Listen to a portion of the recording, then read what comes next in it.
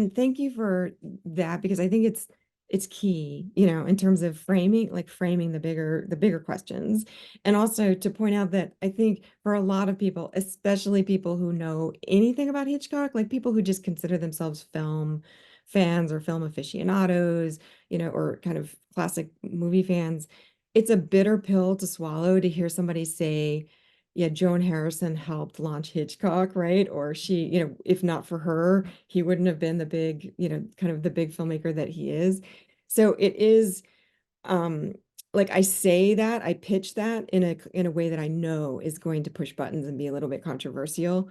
And I say it really deliberately, in part because it's important actually to know like the texture of the history to really get into the details of the time in which she came along in his career and where he was in his career, and to understand essentially the way in which they worked together and the kind of filmmaker that Hitchcock was. Because in a lot of ways, until you know the kind of in detail the way that Hitchcock worked, it's really hard to appreciate what Joan Harrison brought, you know, to the table, and also why she's been essentially erased, you know, from from the picture and from history. And so while I will get to your question in just a second, you know, one of the reasons that it's easy to erase Joan Harrison and some of those other collaborators, like especially the screenwriters from the history around Hitchcock, is because a lot of times working with Hitchcock, and this is one of the things that John Houseman, who's a producer that worked on Hitchcock films and was there during these times, John Houseman would say, you know, working with Hitchcock really meant, in a lot of ways, kind of listening to Hitchcock, right? And es essentially allowing Hitchcock to kind of speak out loud his ideas, which were these kind of kernel moments or these individual isolated moments. So Hitchcock would say something like, you know, I really would like to have a scene with a Ferris wheel.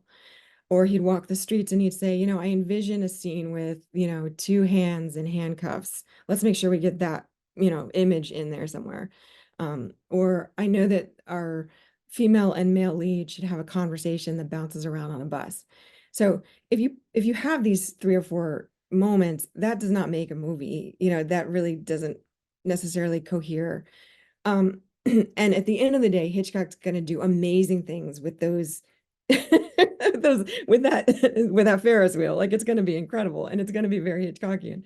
Um, but the trick of being like someone like Joan Harrison is basically having that. The trick of being, you know, someone like Joan Harrison is being able to pull it all together, having a really great sense of story and narrative, having a great sense of structure, as well as having an incredible sense of character, which she had. And for her, it was character, character, character. And so, and Hitchcock really, he would tell you, you know, it's not that he didn't understand his own um like lack of interest in this. He would tell you he didn't necessarily care very much about character, you know, and that he wasn't so good on structure. So this is what Joan Harrison brought to the table, and she would really help build out Hitchcock screenplays. And also, as a producer, she would help literally, as a creative producer, put together his films from the beginning to the end, from all the stages, you know, so from conception through each phase of development into marketing, into the scoring, you know, kind of building out the music, and then into marketing and advertising and making sure that the film reels got into the movie theaters. So just helping to make his pictures happen.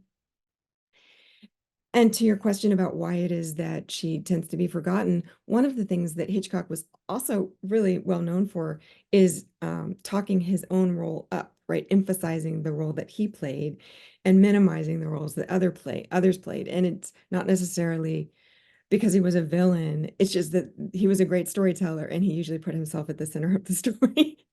um, and and yet it also was something that we should point out. It tended to be a bit sexist on his part, right? Because he, while he was very good to women in certain situations, right? In certain dimensions, and we could talk about the way that he was actually quite good to women. He did tend to minimize the role of women when he was trying to um kind of give his own biography, right? So especially toward the end of his life, he was very focused on how his legacy would be perceived and making sure that his own, kind of his own history was told in a certain way. And Joan Harrison was left out of that history for sure.